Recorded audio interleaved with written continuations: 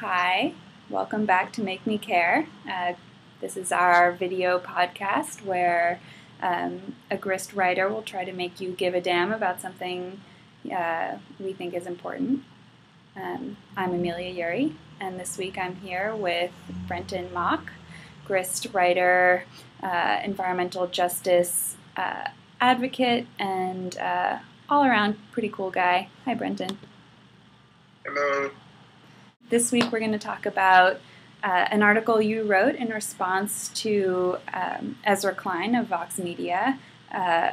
Ezra Klein last week wrote a piece that basically that it's game over on climate change, that Americans have already failed, there's nothing else we can do, it's happening like it or not.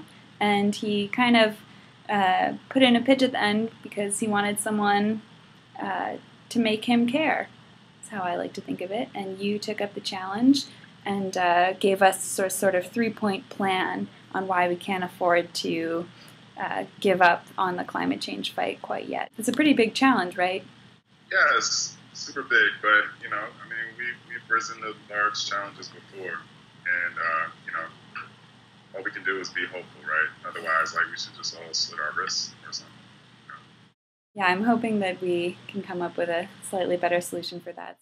So the first point you make is that actually the kind of international cooperation that climate change requires of us does have a precedent in terms of abolition and how big a shift that was for the world economies. Back when slavery was the way of the world, there were a lot of nations that were invested in it. Many who thought that they would not be able to survive without it. There are a lot of people, both in the U.S. and many lawmakers in other nations, who flat out refused to abolish slavery because they thought it would make their economies collapse. They didn't think that they would be able to develop without it, and they created all kinds of doomsday scenarios. And here it is, nations one by one, they stopped trading slaves. The United States was one of the last to do that. And of course, there was a lot of resistance from the South, and that's how we had that little Civil War thingy that we had. But all throughout the war, it was the same thing. They were telling Abraham Lincoln, look, if we can't trade slaves and have slavery, then the U.S. is going to die or whatever. And it didn't happen. The Industrial Revolution happened, and nations, including the United States, found a way to continue to grow, continue to prosper, and have a little bit of human rights involved in the process. We're in a similar place today. The things that we do that drive up greenhouse gas emissions are not as immoral as trading humans as capital, but it's kind of leading to kind of climate destabilization that could possibly end life as we know it. And so it takes a whole effort of nations one by one or all together saying hey, we need to end these practices. It's the same thing all over again, right? It's companies saying but we need to be able to burn coal, we need to be able to dig for oil and all of these fossil fuels. If we don't, then the economy is going to tank. So it's kind of the same thing all over again. But if we look at the historical precedent, the doomsday scenario didn't play out like we thought it would after slavery. And, it's possible that we might all survive. A lot of these companies stop burning fossil fuels. You also talked about how it's sort of our luxury to be able to say game over.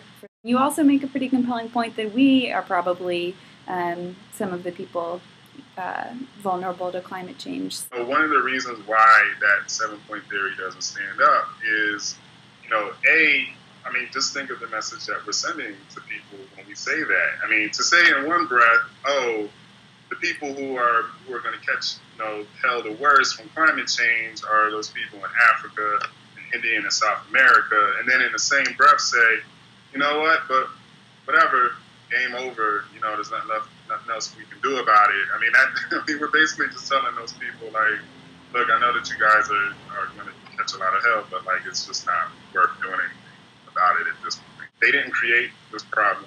They weren't the ones that drove up greenhouse gas emissions. They weren't the ones who pushed us into this point, to the edge of climate destabilization.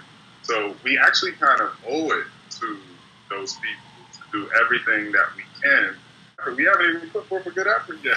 The EPA regs just came online on on existing power plants. Regs for new power plants came on last year. We're just now getting around to this. So, calling game over now is basically like saying I quit in the first quarter of the game. That's probably a good way to segue to your third point, which is that actually we haven't failed at everything we've ever tried. It's just that if you kind of have a mainstream environmental focus, you might get kind of bogged down in things that failed, but actually there have been a lot of things, especially in the environmental justice area, that are paying off already. Brentin Cooper, feminism and history professor at Rutgers, I think she put it really great when we discussed this on the Melissa Harris Perry show. It's just that, sometimes, doing the kinds of things that help Black and Brown America can often have the co-benefit of improving the lives of America in general.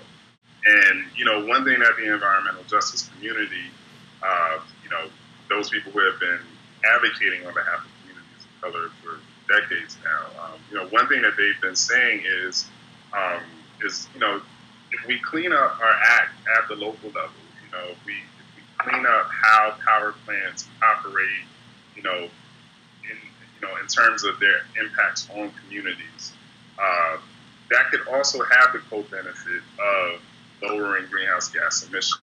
So when you saw the introduction of the new existing power plant regulations a couple of weeks ago from EPA, you saw EPA Chief Lena McCarthy and President Obama packaging them together, which was a signal that, I think these EJ people have been correct all of this time, and I think that we should, give this a try. We should be thinking about both the local and immediate impacts of how these power plants have been operating and also the impacts down the road in the future. It's not just kind of like these community-based organizations doing little Boy Scout projects. There's real research and scholarship that backs this up as formidable solutions. They just don't get the kind of funding that mainstream organizations do. Do you think that you managed to convince Klein or any other pessimists out there that there's still a fight in us, there's still reason to keep some skin in the game? First, I hope I convince myself, right? Because I could be the biggest pessimist. I don't want to be a hypocrite about this. The problem is massive enough that it's very easy to say, let's just throw in the towel. But I have a son. There's no way that I could tell my son, forget about it. We're goners. I think we really owe it to the people who are going to catch the worst of this to do the best that we can. And that really should be the only message out there. Thanks for joining us. Hopefully I made everyone care. Yeah, that title's starting to sound stickier and stickier. But, there are things worth caring about, so that's why we're here.